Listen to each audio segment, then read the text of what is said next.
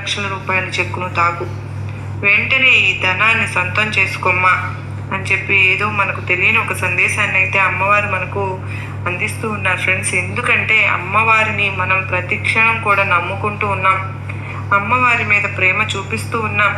అలా ఉండడం వల్లనే మనకు ఇటువంటి అవకాశం దక్కింది. అమ్మవారు ఇటువంటి అవకాశం మన చేతికి అందివ్వబోతున్నారు. మన కష్టాల కన్నీళ్ళన్నింటినీ కూడా అర్థం చేసుకుని అమ్మవారే స్వయంగా అంత సొమ్మును కూడా మనకు ఇవ్వబోతున్నారు అని చెప్పి మనం అనుకోవచ్చు. అయితే మీరందరూ కూడా చక్కగా ఎప్పుడు ఎటువంటి సమస్యలు లేకుండా మనస్ఫూర్తిగా ఆనందంగా అమ్మవారి సేవ చేసుకుంటూ అమ్మవారిని ఎప్పుడూ స్మరించుకుంటూ ఉంటే కనుక ఖచ్చితంగా ఏదో ఒక రోజు అయితే మంచి జరుగుతుంది. అమ్మవారు జరిపిస్తారు కూడా. మనల్ని ఎక్కువ కాలం కష్టాల్లో కన్నీళ్ళలో ఎప్పుడు కూడా ఉంచరు.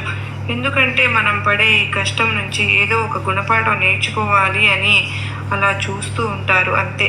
కొద్ది రోజులు మనకు జీవితం విలువ, బ్రతుకు విలువ, డబ్బు విలువ అన్నింటినీ తెలియజేయడం కోసమే అమ్మవారు మనకు ఒక పరీక్ష పెడతారు. ఆ పరీక్షలో భాగమే ఈ కష్టాలన్నీ కూడా.